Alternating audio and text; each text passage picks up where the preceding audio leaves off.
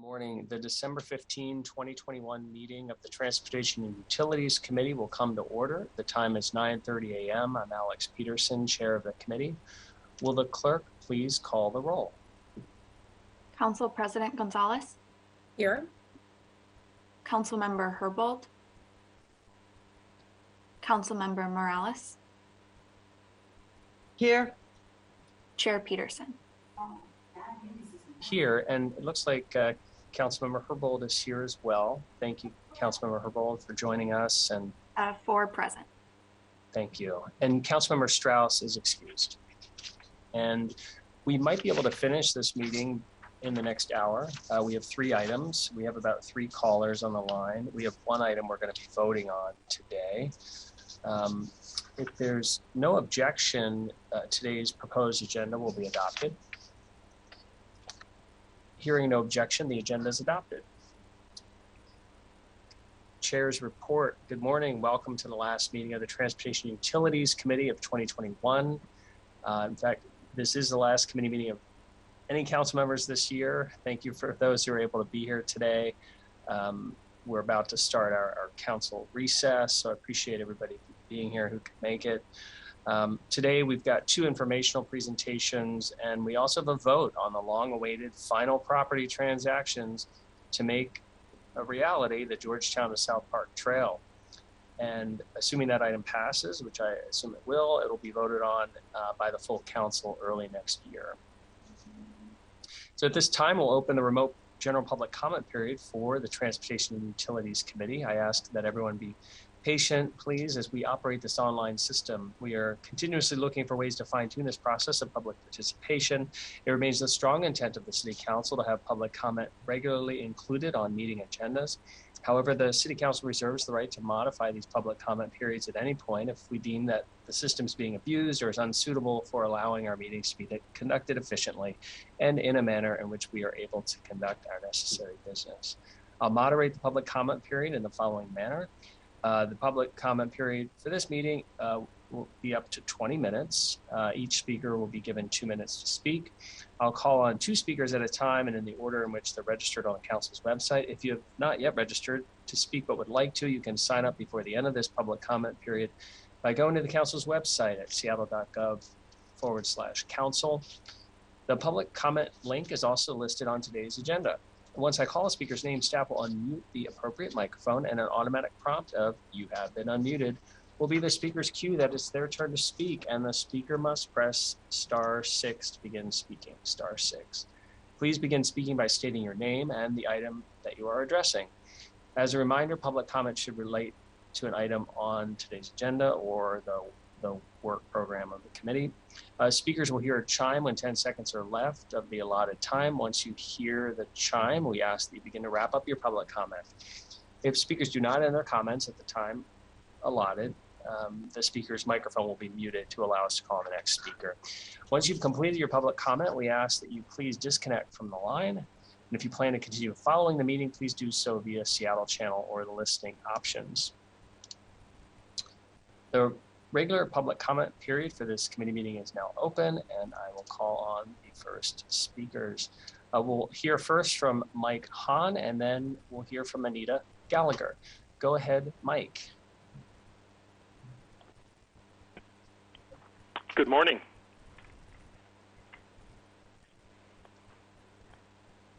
Good morning. Good morning. Hi, my name is Mike Hahn. I live in Seattle at 116 Fairview Avenue, and my comment is on the scooter share pilot evaluation. Specifically, the safety section of this report is incomplete. The injuries and fatality data on page 20 is incomplete. No data information from area hospitals or emergency services is included. I make reference to a study in 2019 in Austin, Texas, which is kind of the gold standard of these e-scooter changes in the community. When they reviewed their injury data, they found that 90% of the reported scooter injuries were from hospital emergency room and emergency ambulance service records. Only 10% of injuries were found on police reports. The Seattle study shows only police report events, and I'm concerned that it's missing 90% of other accidents and injuries. The fatality and 5 serious injuries reported, and the likely hundreds of other injuries that have occurred but not reported, should cause a second look at the dangerous activity the Seattle Council has permitted in our city by allowing the e-scooters. Furthermore, there's no mention or seeming concern for pedestrian injuries from the e-scooter plan. Thank you very much. Thank you. Next, we'll hear from Anita Gallagher, followed by David Holzer. Go ahead, Anita. Good morning, Chair Peterson and members of the committee. I'm Anita Gallagher, Senior Government Relations Manager for the Northwest at Lime. And of course, I'm here speaking today on the scooter share and new mobility agenda item. Since 2017, Lime has enjoyed the honor of serving the people of Seattle and the fantastic partnership we've built with the city and your outstanding staff. In 2019, Lime continued to serve the community after other bike share operators left the market, and we were the first to launch electric scooters in Seattle. As you will see in staff's presentation today, more than 250,000 riders chose Lime in Seattle during the pilot program, more than double that of our closest competitor. This is a testament to our reliable operations and the exemplary services that our team provides. As a community partner, Lime is pleased to contribute towards Seattle's Climate Action Plan goal to reduce greenhouse gas emissions from road transportation and to advance transportation equity in the city. The survey conducted by city staff indicates that 54% of micromobility riders would have used a single occupancy vehicle for their last trip, and that over half of rides were first and last mile to transit. Additionally, 15% of scooter users reported having a disability, and 31% come from households earning less than $50,000 per year. Lime's partnership with the city has been rooted in our shared values, and we look forward to the continuation of a successful shared micromobility program here in Seattle. Thank you so much for hearing my comments today.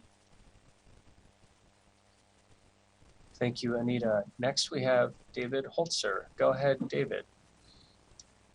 Yeah, thank you, and good morning to council members and staff. My name is David Holzer. I'm the policy manager at Super Pedestrian, a micromobility company that operates the Link shared e-scooter service here in Seattle. I want to thank the Transportation and Utilities Committee for the opportunity to provide some testimony in favor of Seattle's e-scooter pilot. It's been a little over 1 year since Super Pedestrian was awarded the privilege of operating its Link shared scooters in Seattle's public right-of-way. Since then, we've become an integral part of Seattle's transportation infrastructure, providing about 631,000 rides and accounting for about 40% of the market share of scooter trips in the city. As an operator, we appreciate Seattle's e-scooter service pilot program as an effective in establishing rules for scooter share operators and riders. As champions for micromobility and partners with the city in achieving its climate goals, we support the pilot for making a positive impact in changing residents' transportation habits. We have striven to provide safe, green, and rule-abiding service over the last year of operation. I'd like to highlight how Super Pedestrian has provided affordable and equitable service. Our Link Up program, we have given low-income Seattle residents a cost-effective way to get around, with over 400 residents enrolling in Link Up, which provides a 95% discount on their local rides, and the rides of under 20 minutes or less are free. Link provides also critical transportation access for Seattle's underserved neighborhoods.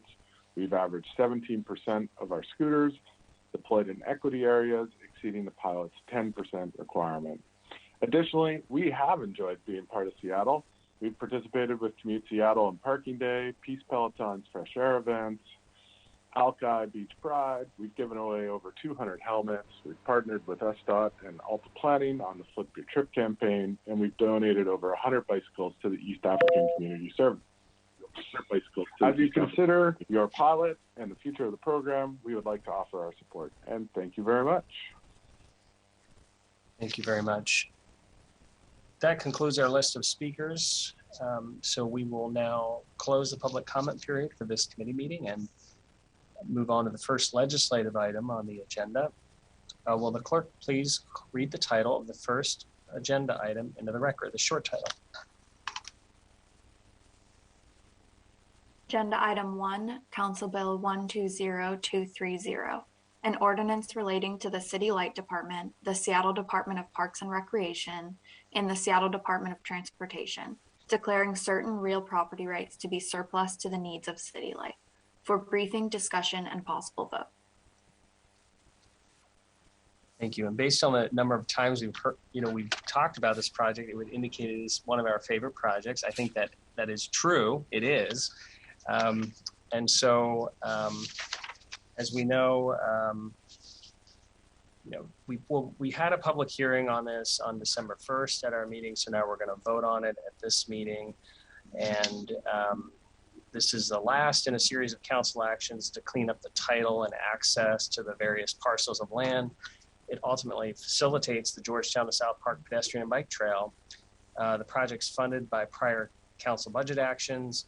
And it's been really gratifying to see various city departments working together: City Light, Seattle Public Utilities, Parks and Rec, SDOT, and the two utilities' involvement included the vacation of a part of a street nearby at the City Light South Service Center. That includes significant public benefits along the trails right away, including a future dog park. Due to the significance of today's actions, we'll may want to hear some extra remarks from one or two of the council members whose districts this will benefit. But let's start with General Manager and CEO of Seattle City Light, Deborah Smith. Thank you so much, Councilmember Peterson, Chair. And we're not planning to go through the presentation again because, as you said, we've talked about this quite a bit. We're super excited to hear comments from council members, but I just wanted to take this the opportunity here to thank you all for your service. It's been a pleasure. I don't know, of course, where we'll end in the new year, but Chair Peterson, it's been wonderful working with you, working with the entire committee. Really appreciate all the good work we've been able to move through committee and through council this year. Feels very different than 2020, and I know I speak for our executive team and our leadership team, and again, the folks here on this call, and just really appreciate your focus, your dedication, and your work. Thank you. Thank you. Appreciate that. Yes, we don't have to go. We're not going to go through the presentation again. And council members, committee members, we do have Eric McConaughey from City Council Central Staff. If there are any final questions of Central Staff or of any of the departments regarding this project, but it's been pretty well vetted. Before we vote on this, well, let me go ahead and move it, get it on the table officially, and then maybe Councilmember 2 might have a comment on it. Council members, I'd like to move that our committee recommend approval of Council Bill 120230, item 1 on our agenda. Is there a second? Second. Thank you. It's been moved and seconded to recommend approval of this bill. Are there any comments? I will, thank you, Chair Peterson. I will just again say thank you to the whole team for continuing to move this forward. I'm excited to get this transfer happening and to get the project going so that the folks in Georgetown and South Park can begin using the trail. Thanks very much. And I think I did, and Councilmember Herbold's excited about it too, so is Council President Gonzalez. And I think we did have a commitment that if we do have dogs, we can bring them down to the dog park, even if it's not in our district. I'm hoping personally that that's true. Okay, good. Glad. Okay, well, let's and remember, council member, you're also welcome to bring your dog to the dog park at the Denny substation that we are also happy to host. So thank you. Be a happy dog. Thank you. Well, let's get moving on it then. Will the clerk please call the roll on the committee recommendation to approve Council Bill 120230? Gonzalez, Aye. Herbold, Yes. Morales, Yes. Chair Peterson. Yes. 4 in favor, none opposed. Thank you. The motion carries, and the committee recommendation that the appointments or that this bill pass will be sent to the next city council meeting, which is likely to be January 3rd. Will the clerk please, thank you everybody from all the departments, really appreciate it. We'll be working with you or connecting with you on implementation as we move forward. Will the clerk please read the title of the next agenda item into the record? Presentation, agenda item 2, presentation, scooter share and new mobility for briefing and discussion.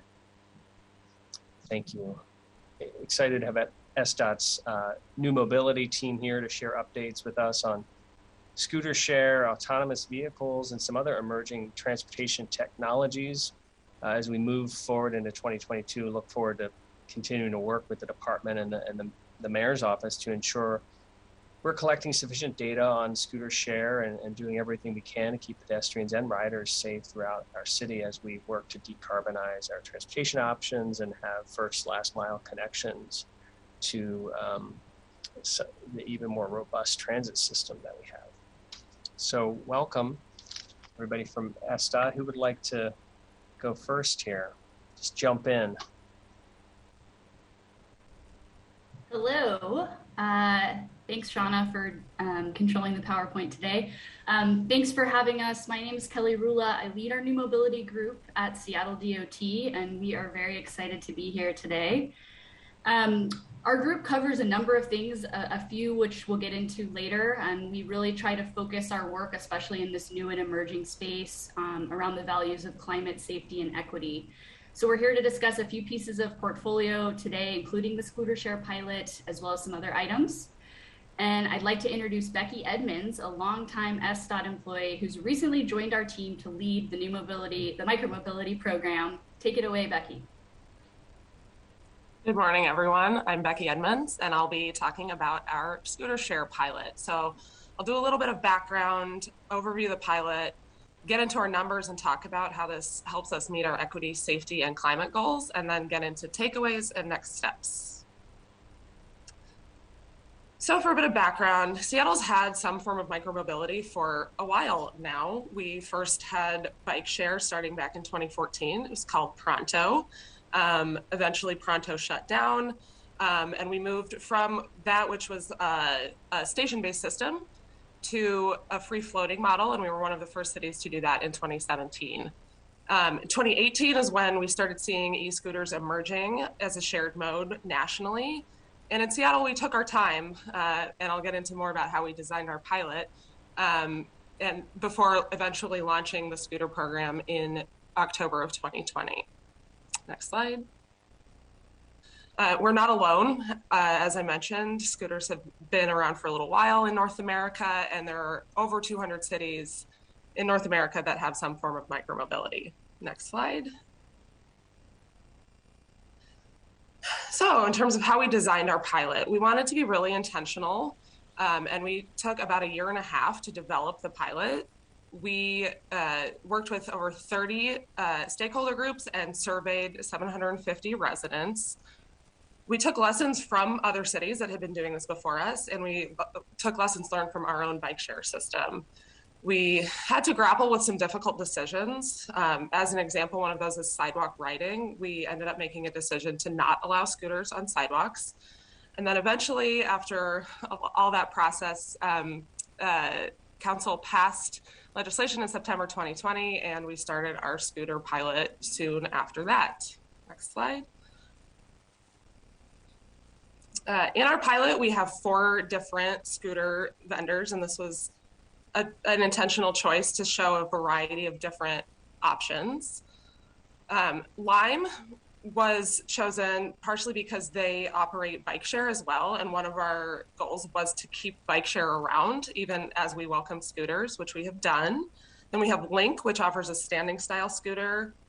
Wheels offers the sitting style scooter, which we thought just provided a different option than the standard standing style and is more comfortable for certain users. And then finally, we have a fourth vendor, and they're called Spin.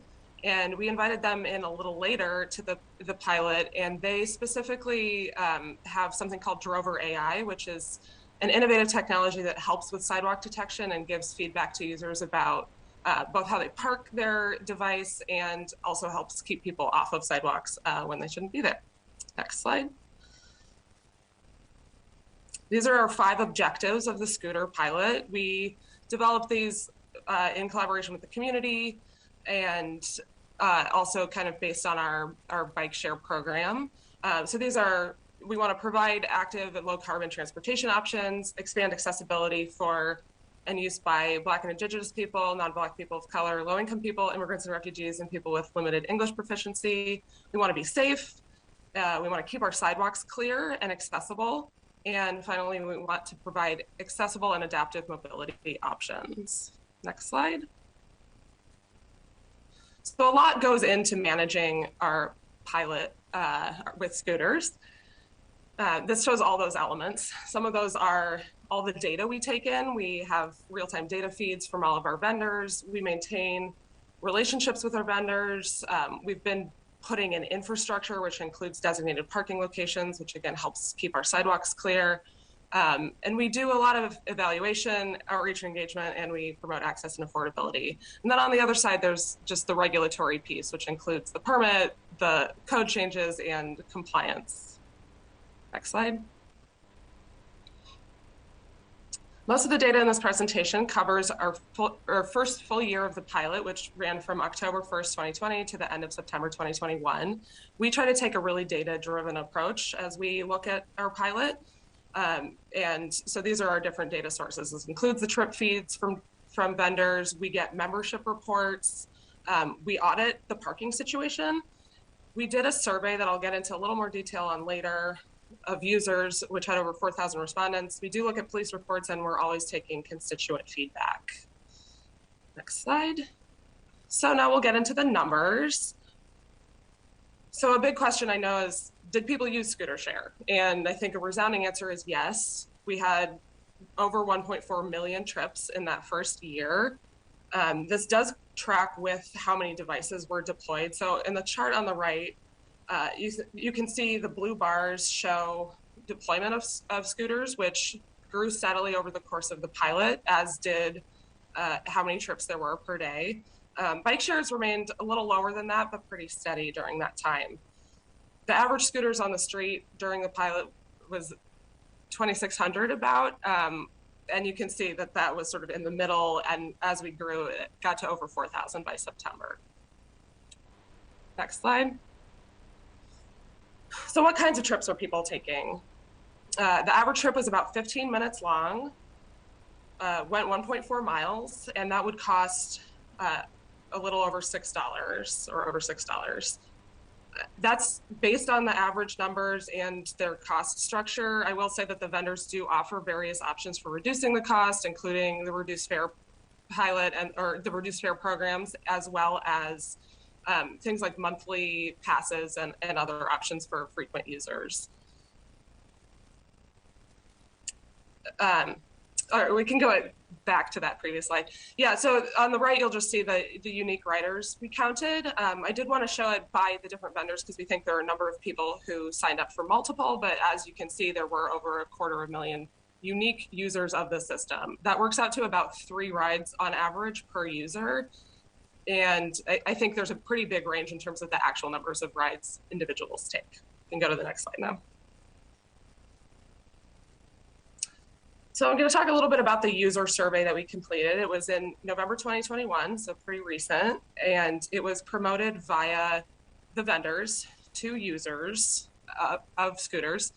We got over 4,000 respondents of people who had used scooters, and this is giving us a lot of the information that we do have about safety, and as well as just rider experience and how people are behaving when they're using scooters.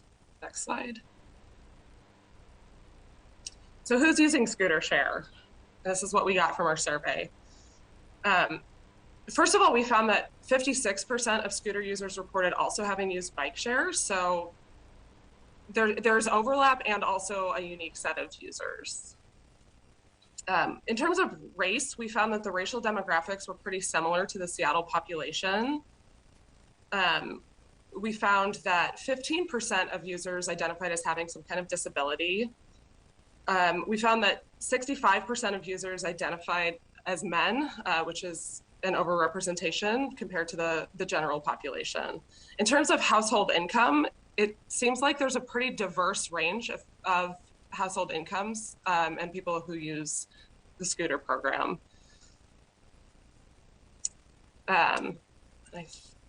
Yeah, and we can go to the next slide from there.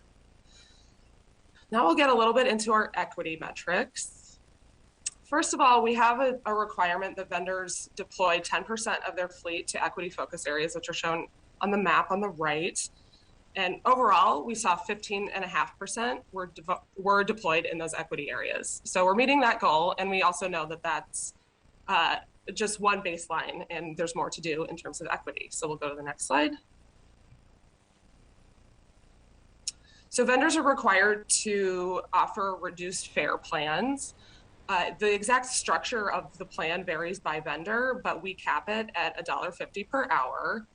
We found that reduced fare riders took over 67,000 trips, which is about 4.5% of total trips. But they averaged many more trips per rider. So it's 64 trips per rider for the year compared to just 3 overall. And you can see the unique users who have signed up by vendor on the right there.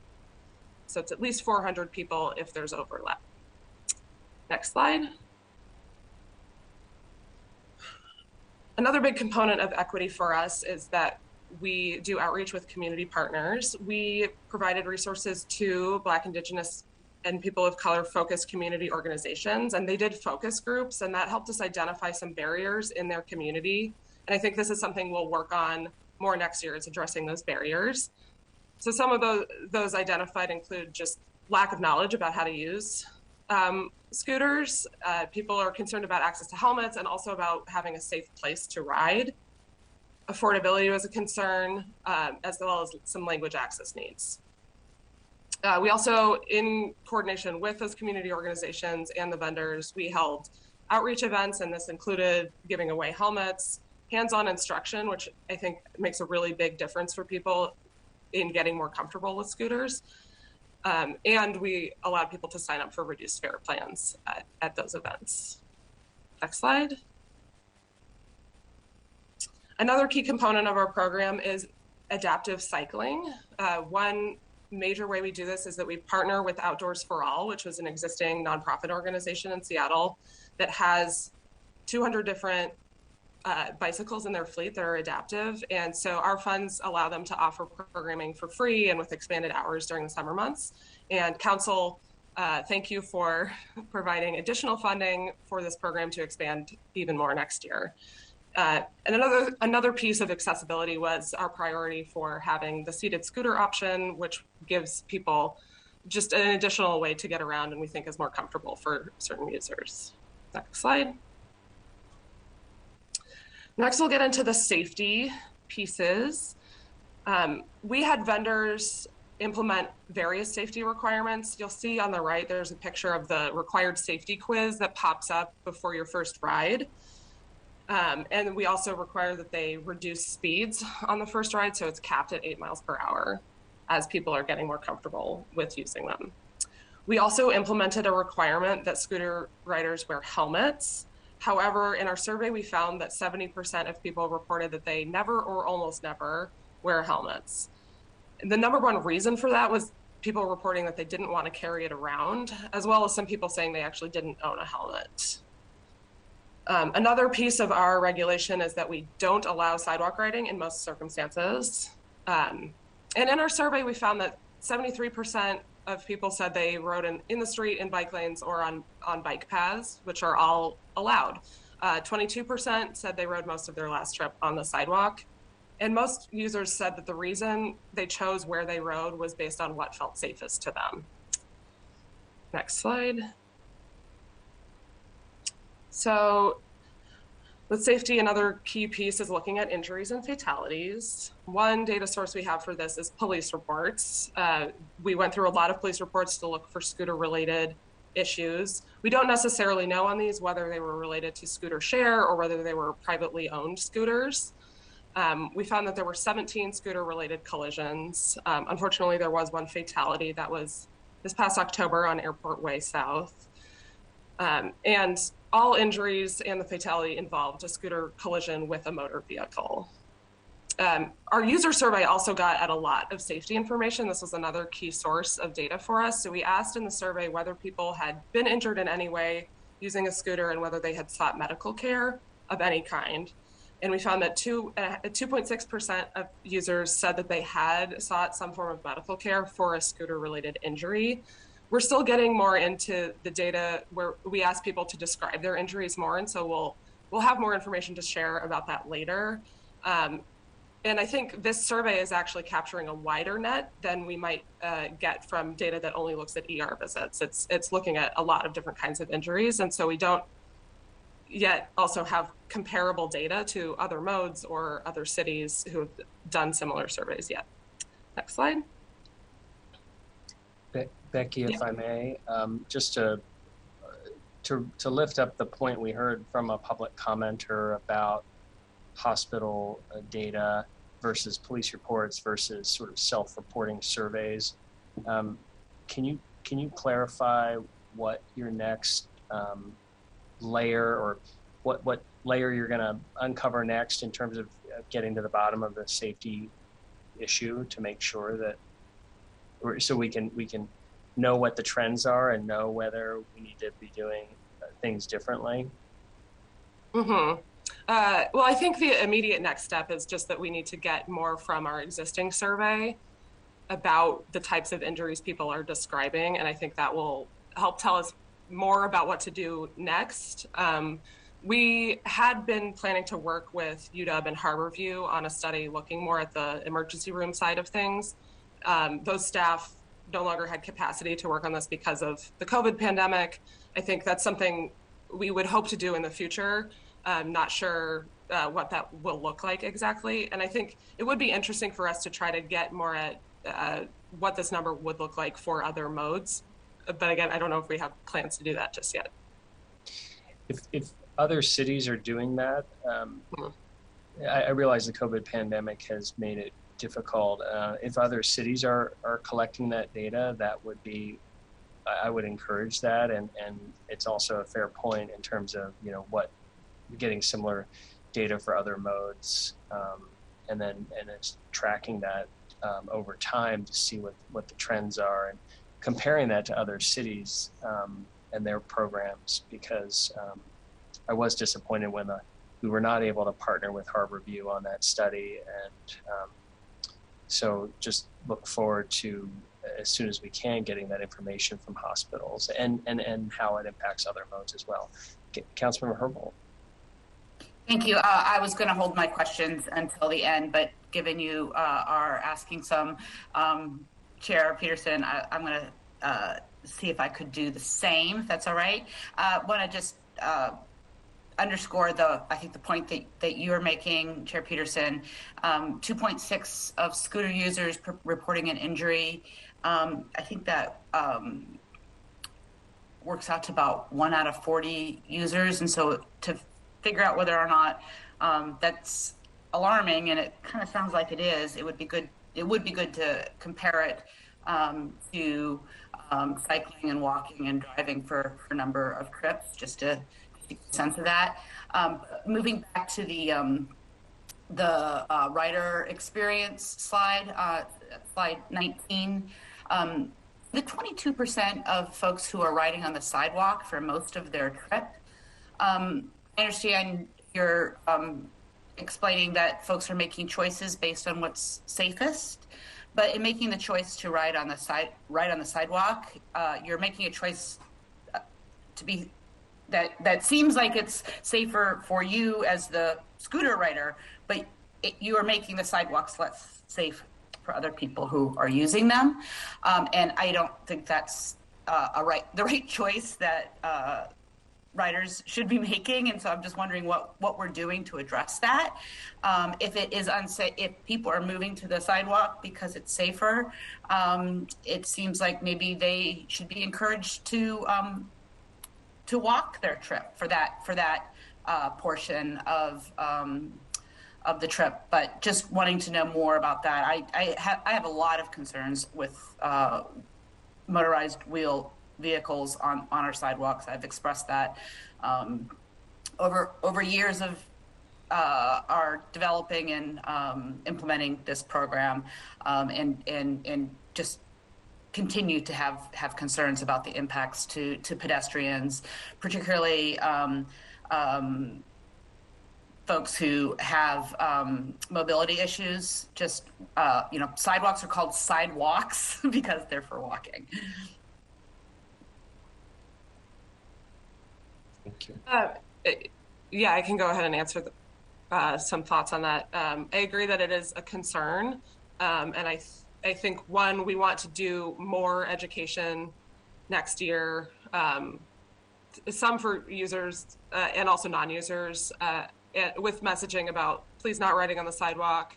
I think your point about potentially specifically saying you should walk your scooter while you're on the sidewalk if you need to be there is potentially a good message that we could use. And then there's some additional technology solutions. Like, we're seeing good things out of the data we're getting from Spin and their artificial intelligence technology that can detect sidewalk riding. And we saw in their initial data that sidewalk riding tended to go down as people took more trips on Spin. So it seems like that is sort of reinforcing the message. I think that was about all I have at this point.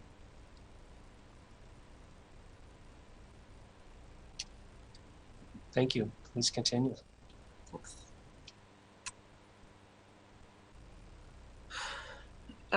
So another key piece of sidewalk safety is keeping sidewalks clear from parked devices. We regularly conduct audits of how devices are parked. We think establishing some designated parking areas, which we did a bunch on Alki this past year, and we've also put in near the new light rail stations, such as at Roosevelt. There's a couple across the street from the station now. Those help. It's not scalable to the entire city necessarily, and so we still have work to do in terms of encouraging proper parking behavior.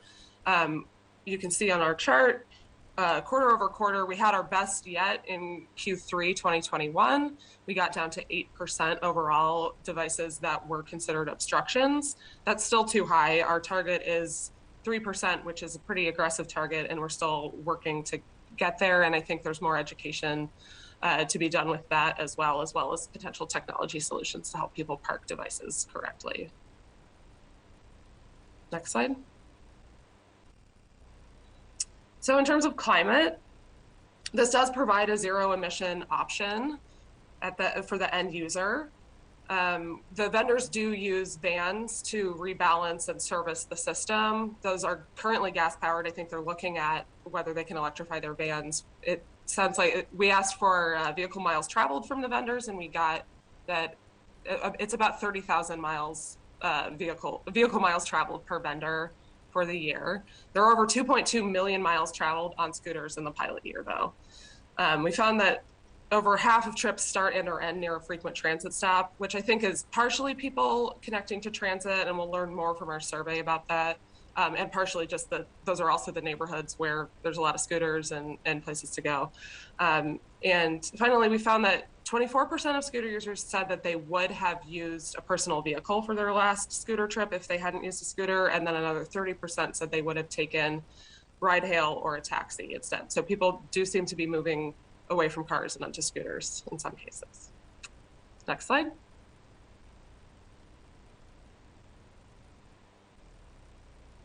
So what are the key takeaways? People are riding scooters. We think they're using them for a variety of types of trips and replacing car trips. And we saw pretty good use even in a pandemic. So in places that had scooters before the pandemic, they saw a big dip. We started during the pandemic, and we've seen pretty steady growth. we need to continue to expand who has access to and feels comfortable using scooters. And we need to take a look at the affordability, I think. While there have been some injuries and collisions, and we plan to continue to improve education about safety for users and non-users. We've seen device parking improve over time, and there's still more we need to do on that. And just overall, we think that scooters provided a climate-friendly option that has complemented our bike share and our transit system. Next slide.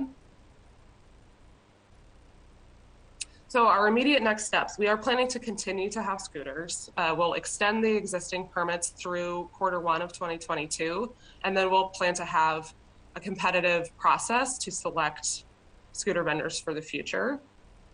We'll continue our audit program, looking for parking obstructions in particular, as well as collecting more data on how much sidewalk riding is happening. We started to do that this year, and there's just more room to collect more data to better understand what's happening and whether there are specific areas that we need to target for additional messaging. As I mentioned, we're planning to expand public awareness campaigns to improve sidewalk riding and parking, as well as get the helmet use up. A piece of that is just getting helmets into people's hands, as well as really reinforcing the message that people should be wearing helmets.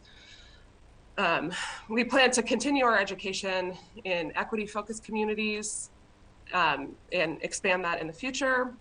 And we're evaluating how we might be able to bring the cost down, whether it's partially expanding expanding knowledge about and access to the reduced fare program, as well as looking at the overall cost for people in general.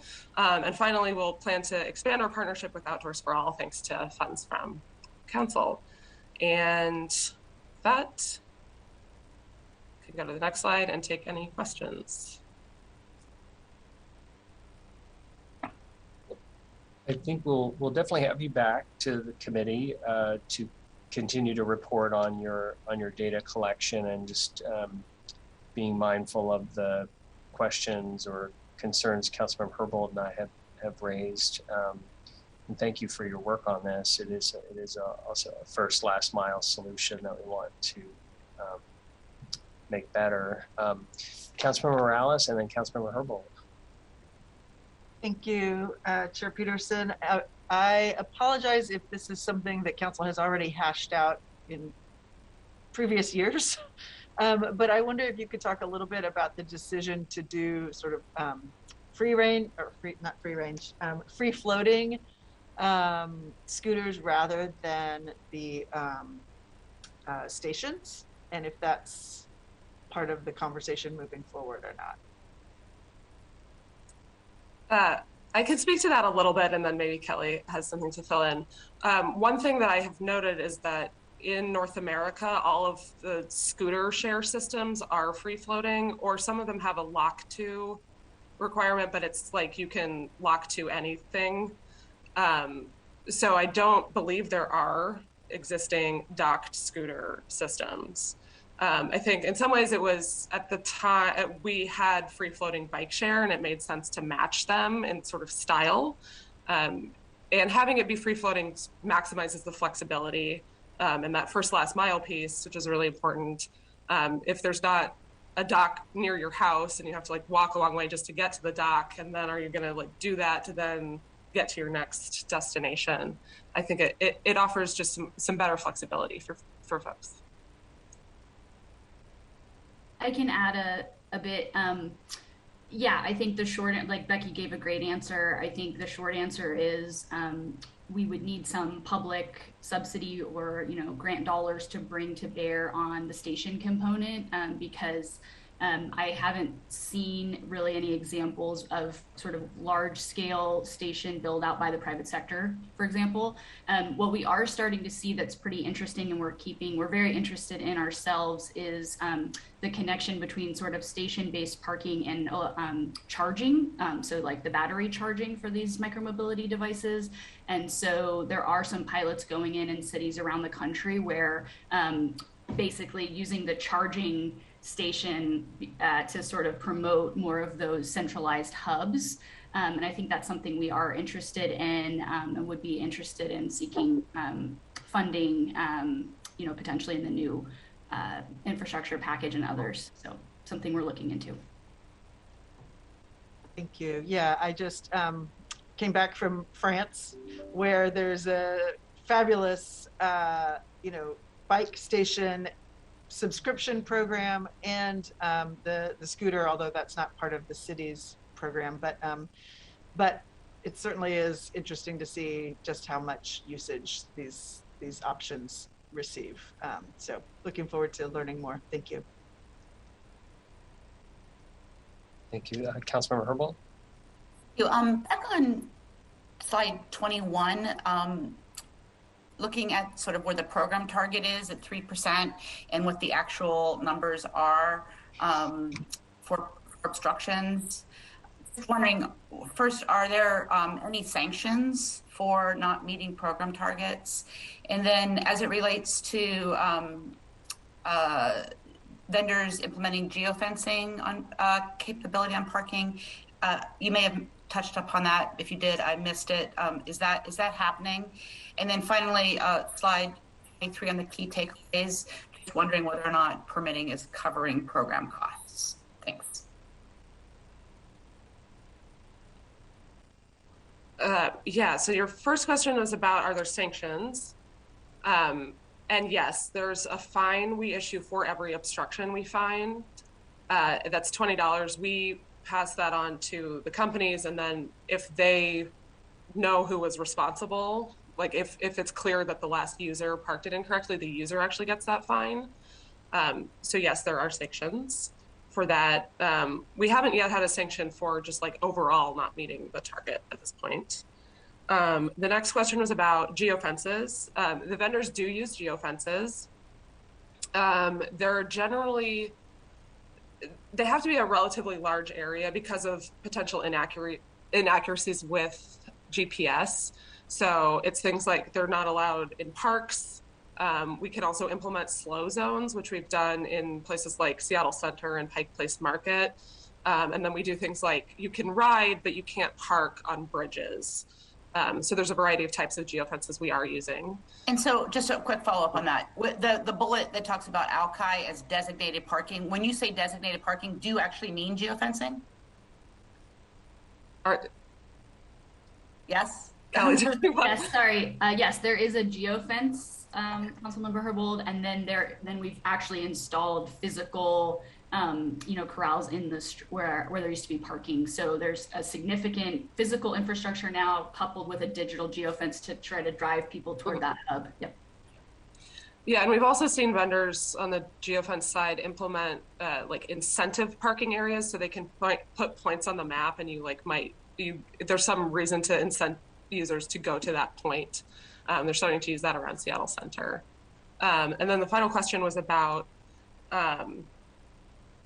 permit fees. And yes, at the moment, permit fees are covering the cost of the program.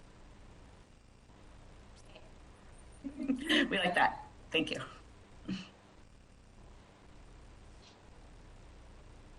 Thank you. And I think we're going to move on. We'll have you back in our committee again as you continue to collect data on this. We might follow up with a question about the hospitalization information.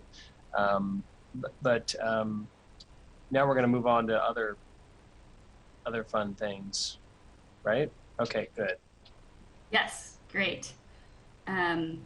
Hi again. So in addition to micromobility and other existing shared services like car share and TNCs, the new mobility team tracks these other new and emerging technologies and mobility services as they're evolving in the marketplace. So we'll start with autonomous vehicles, which I'll refer to as AVs for short.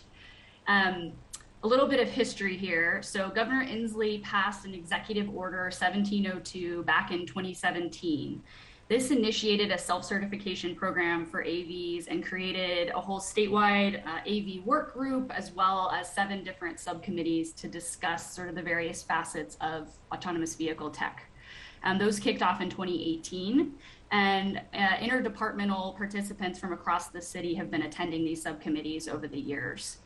They're helping to shape and provide input on recommendations on topics from safety to liability.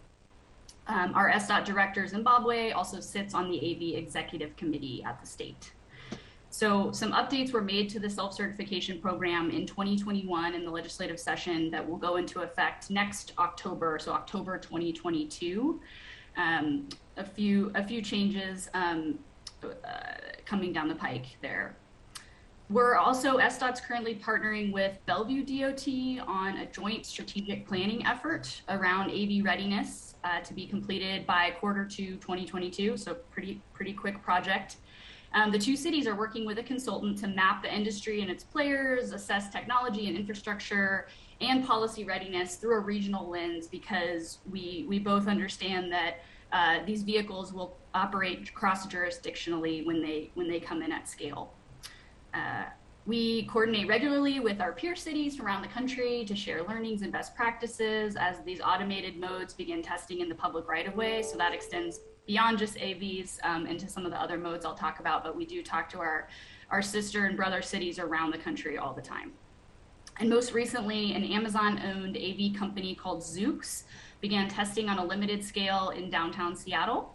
The most recent testing round concluded in November, and they have not communicated any future dates for testing at this time. Next slide, okay. Great, so cargo bikes. So we got a few other interesting fun modes here. Last spring, SDOT partnered with University of Washington's Urban Freight Lab and private partners like Reef, General Motors, and others to launch a micro hub site with an electric cargo bike storage and charging on site. Findings from this pilot showed a 30% reduction in tailpipe carbon emissions per package compared to truck deliveries, which is really promising. And SDOT has plans to advance efforts around commercial e-cargo bike usage in 2022, which is exciting. Personal delivery devices, or also known as PDDs for short, also known as sidewalk robots. These devices were defined in Washington State Code in 2019. And while we know of some limited testing happening outside of the Seattle city limits, but within Washington State, these devices are starting to gain in popularity around the country, especially seeing them in coastal California and around college campuses. And they tend to be used, they're very small, and they tend to be used for things like food delivery or sort of small package deliveries in a very small radius.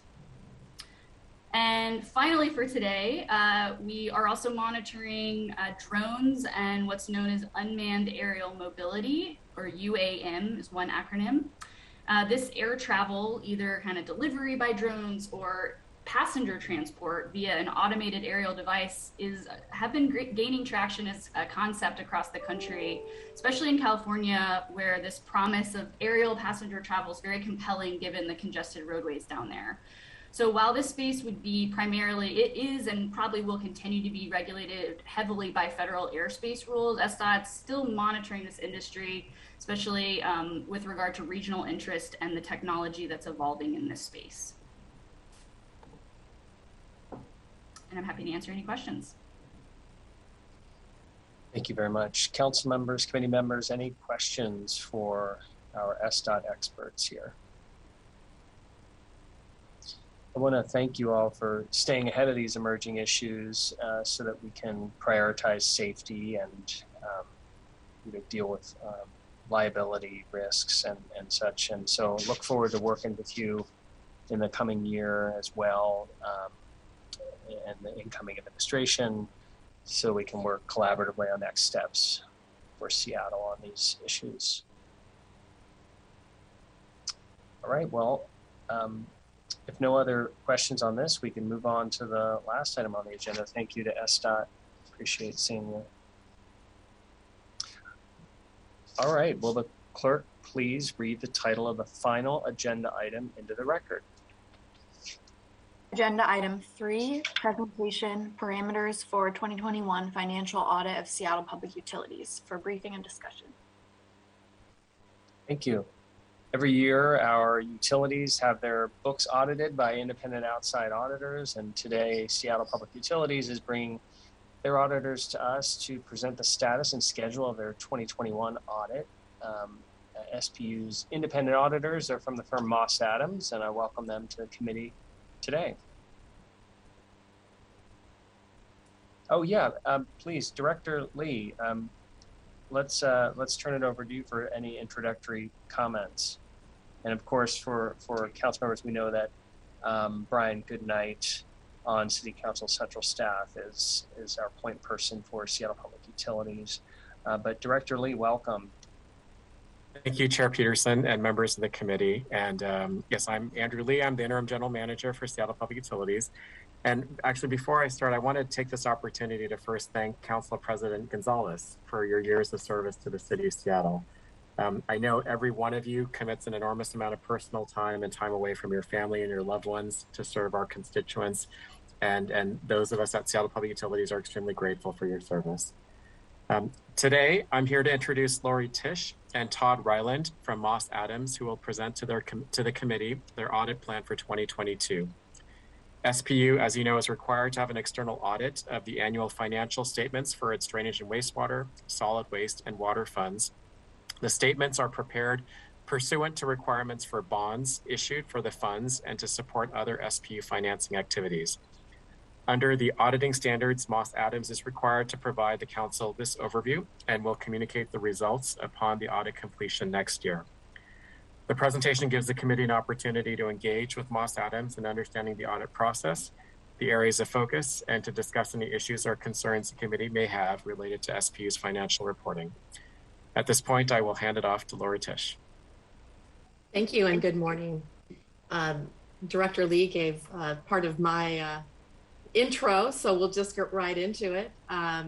As he mentioned, we will be coming back to you at the conclusion of the audit to give the report out. So this is really just to give you a taste of what we have done in planning so far and some of the areas of risk that we plan to tackle in the audit. Todd is going to go over some of our deliverables and our timeline, and then I will take it from him and go over some of the risks. And we are hoping that we'll have a two-way dialogue this morning on anything that you would like us to follow up on or any of your concerns. So Todd, go ahead and take it away. Perfect, thank you, Lori. So as Lori and Andrew mentioned, we'll do an overview of kind of our responsibilities for the audit. We'll start with a quick introduction to your service team for the audits. And we'll go through the other items you can see on the agenda. First off, the service leadership team. Lori Tisch is the lead engagement partner. As the senior manager, I support her in all things she needs to get comfortable with signing the audit reports. Julie Desimone is our concurring partner, so she kind of takes a 30,000-foot broad view and look at the work we do and make sure that there's no big pieces that we've missed. Nicole Siekmeyer-Janes is the manager for the engagements, and she's the one who's really coordinating day-to-day with the SPU staff, making sure that our team is staying on track.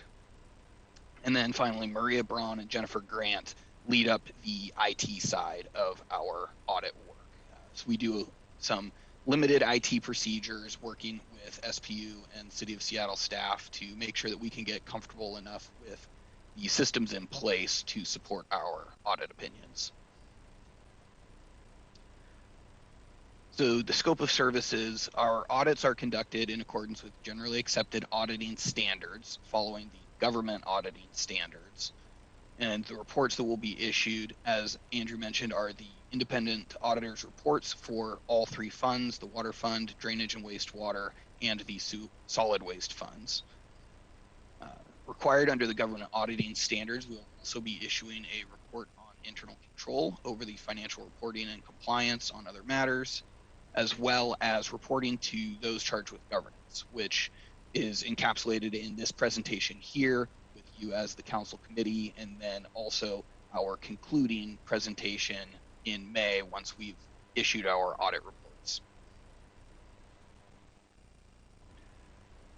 Part of our required communication is to specifically lay out what our responsibilities are as the auditors. So we're responsible for forming and expressing an opinion on whether the financial statements are prepared in material respects with generally accepted accounting standards. I like to point out that really what we're focusing in on is the material respects. So that would be a judgmental amount that we set as what is something that somebody using the financial statements might consider when they're making decisions. So our audits are set up using statistical sampling to provide reasonable and not absolute assurance. There's always that caveat. There might be something that did not find, or it was something that was just too small that, for the sake of cost benefit, we don't dig into every little tiny issue that we find. That being said, we are also responsible to communicate any significant matter. So as we're going through that stuff, even if it might not be deemed material, if we think it's significant enough that it should be communicated to you as the governing body, we will be bringing that up in the exit presentation as well. The audit of the financial statements does not relieve management or you of your responsibility for the operation and oversight of SPU. And finally, as I mentioned, we take like a risk-based approach to our audit plan. So our procedures are not designed specifically for identifying those other matters to be communicated to you. However, when we find them, they will be communicated.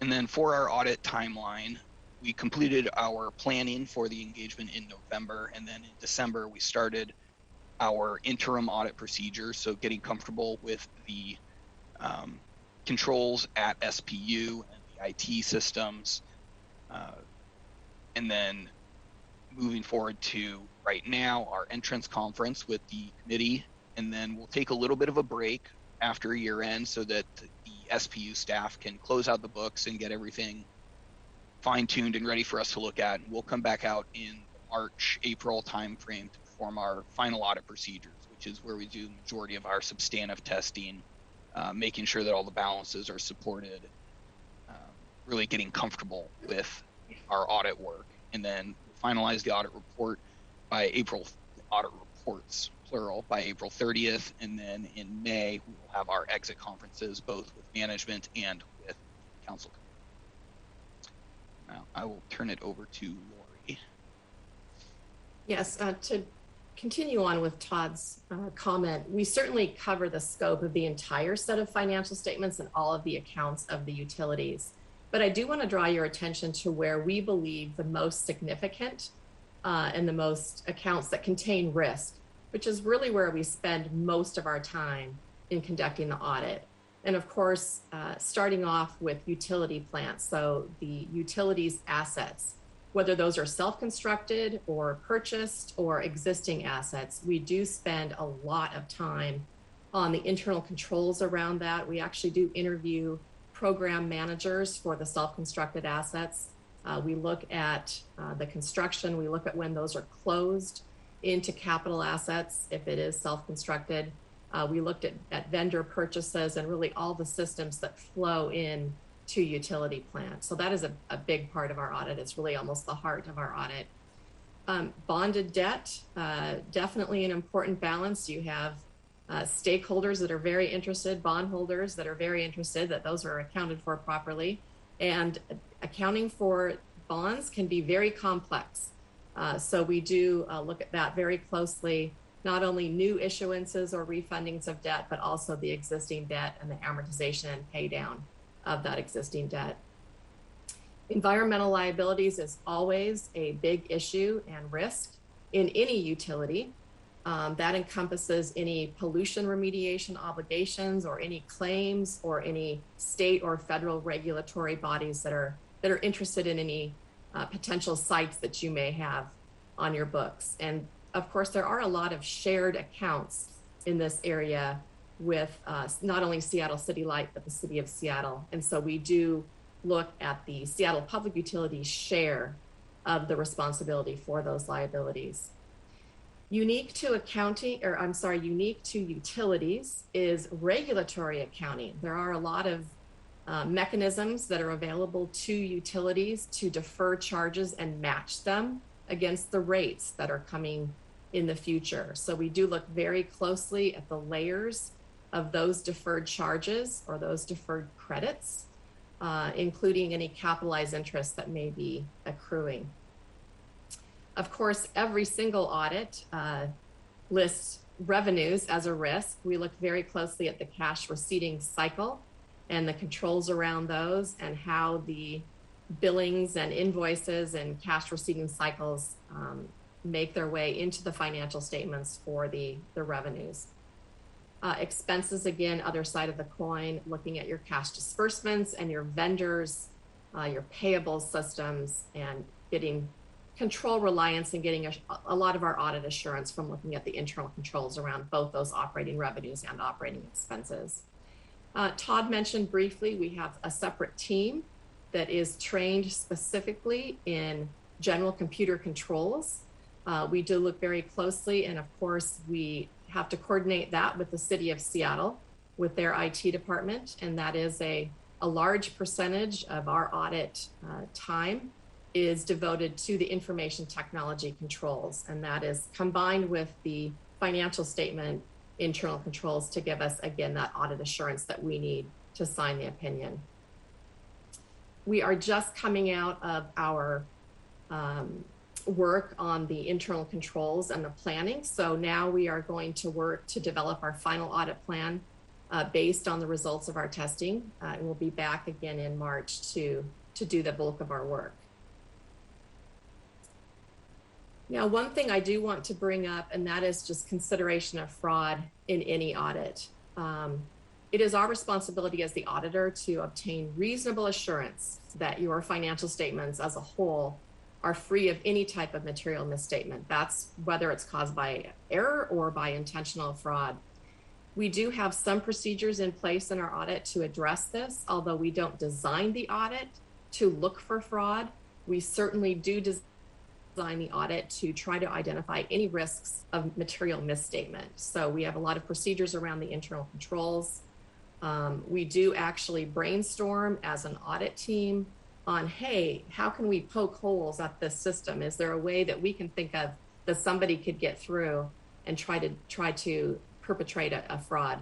We also conduct interviews throughout all of Seattle Public Utilities, not just the accounting and finance department, not just the program managers that we're talking to about the constructed assets, but really throughout the organization to determine, do people understand the code of conduct? Do they understand internal controls? Does it feel like the tone at the top is appropriate to prevent the risk of fraud? So those are things that we certainly consider during our audit.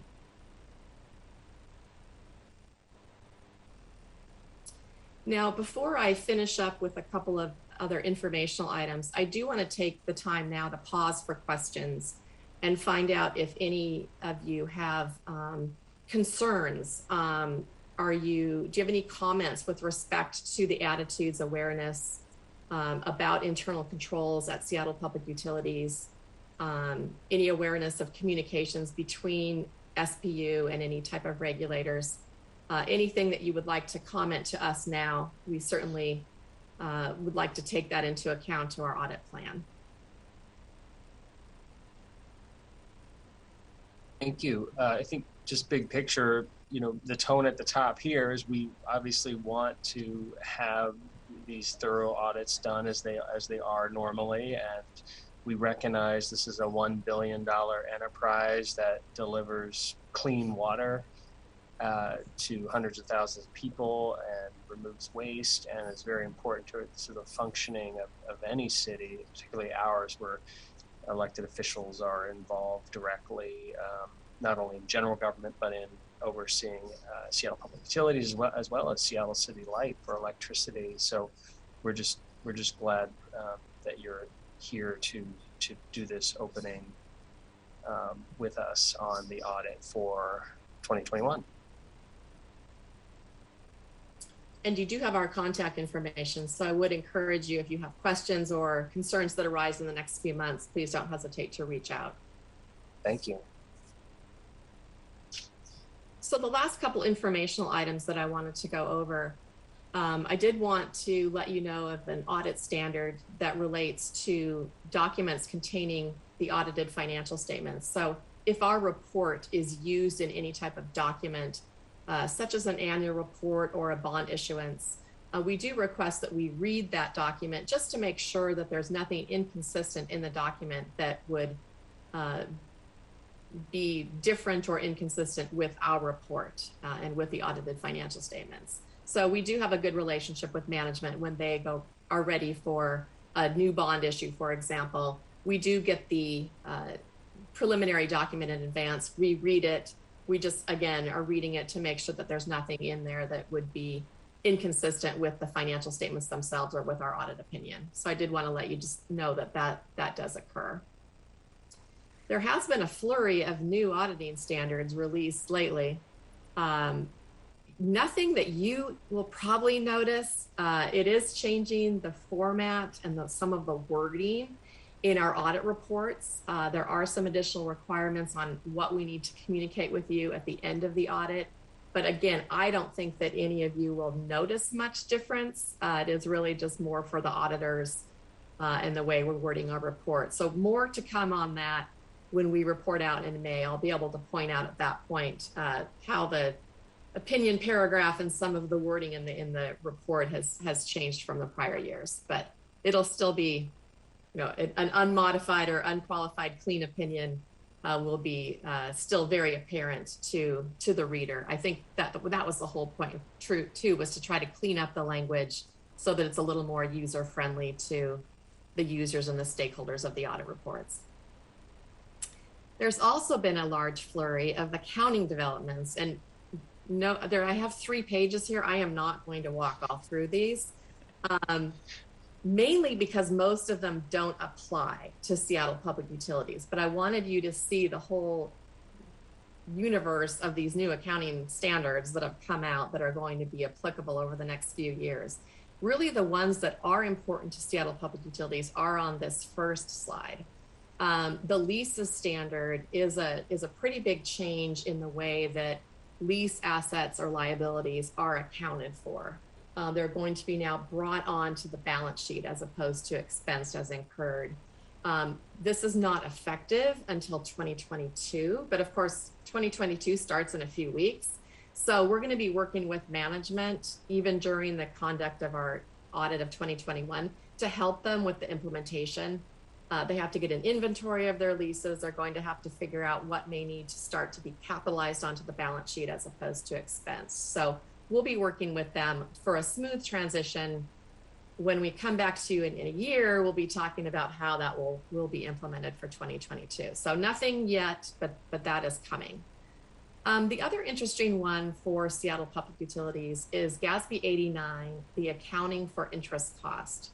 Now, up until very recently, until this standard, when you had a self-constructed asset, you were required to actually capitalize any interest costs that related to that. So if you issued bonds to help pay for new infrastructure related to the water utility, for example, that interest cost would be capitalized into the cost of the project and become part of that asset on your balance sheet. Well, this standard took that away. So now interest costs are expensed. However, you heard me mention earlier that utilities have some very unique accounting mechanisms available to them. And in this case, this is one that was available where any municipal utility is allowed to invoke regulatory accounting, and you can continue to capitalize interest. Now, because interest costs are such a big part of your self-constructed asset, this is something that a lot of large municipal utilities are doing. They're invoking this regulatory accounting. All that really means is that you know that this asset that you're creating, you're going to recover the costs of that asset over rates over that period of time. And it may be a bond issue that takes 30 years to amortize out, to pay back. But the life of the asset that you built might be 30, 40, 50 years. So this is a very good example of why the matching principle exists and why utilities are allowed to invoke regulatory accounting so that they can better match rate revenue that they're going to get in the future against the expenses they're incurring today. So we completely agree this was an appropriate thing to do. for Seattle Public Utilities. And again, they will be continuing to capitalize interest to their projects. So no change, but it's unique because again, if you're not a utility, you cannot invoke this type of accounting. So I did want to just point that out to you in case you're, talking with your friends about accounting standards and you wonder why is SPU still capitalizing interest? This is why. So that's really the main one. The rest of them, and Todd, if you want to just quickly flip through the next couple of pages, the rest of these standards either have no impact to Seattle Public Utilities or very minor, and they'll be assessing those to determine. But again, I would say the vast majority of these actually do not have any applicability to the utility. So with that is the end of our discussion of our audit plan. Again, happy to take questions now, or if you think of something in January or February or even March, please don't hesitate to contact us and we can set up a meeting and go over it with you. Thank you very much for being here this morning. Again, it's really important with both the utilities enterprises that we have for these audits, and I'll be interested to see how one of the things unique to Washington State is the so-called utility tax, where the municipal corporation can tax the utility, and so how that's treated in the audit in terms of the risk of whether we increase those utility taxes over time, how that impacts the utility from a ratepayer standpoint. Even though those revenues, we convert them into revenue and then use it for good things for general city government, but that is something that seems unique to Washington State. But I did want to thank you for this. And council members, any questions for our independent auditors while we have them? If not, they are open to being contacted during their audit process as well. Well, thank you for being here. Appreciate it. That was our last item. I know that just in case the viewing public didn't see this, Council President Gonzalez was even though we were talking about auditing standards and accounting, I mean, was the intensity and attention even in the last meeting here on this item just is another piece of evidence about how much he cares about our city and even on any item. And I know Council President, I think this is your last committee meeting officially, and so I know we already had our heartfelt goodbyes, and we the council, all our council colleagues join in presenting a proclamation honoring you and your team. I just want to say again what an honor it's been to work with you as our president, and I've always appreciated our conversations with your strategic leadership and your generosity really in being forthright about your positions and explaining them. And even if we are coming at an issue from a different angle, I've really always valued those discussions and look forward to having any opportunity to work with you in the future. And if you want to say a few words here, the tail end of this audit discussion on SPU, I welcome that. Sure. Well, thank you, Chair Peterson. It's been a pleasure to serve on this committee under your leadership. It's a big committee with lots of really important issues related to all of our utilities, as we just heard from this really important audit. That's what keeps the lights on and the water flowing to people's homes, and deals with basic services like trash pickup and recycling and compost. And so I really appreciate how much you've been able to get through your committee in the last 2 years, and really appreciate your thoughtful approach to all of the critical work related to transportation, which has a huge impact on our climate change goals, of course. That it's been a real pleasure to work with you closely here and on some of the other committees that we sit on together, and as council president as a whole. And a huge gratitude to Seattle City Light, SPU, SDOT for all of your important work towards making sure that we're a more sustainable, equitable city in the way we deliver our services that are key to making us a vibrant city. So it's been an honor to dig into this complex work and to be able to have this be my last committee meeting is really, really important to me. So thanks everyone for your service and look forward to seeing all that you can do. Thank you, Council President. Well, this concludes the December 15, 2021 meeting of the Transportation and Utilities Committee. Happy holidays as the council heads into a 2-week recess period with no committee meetings or council meetings.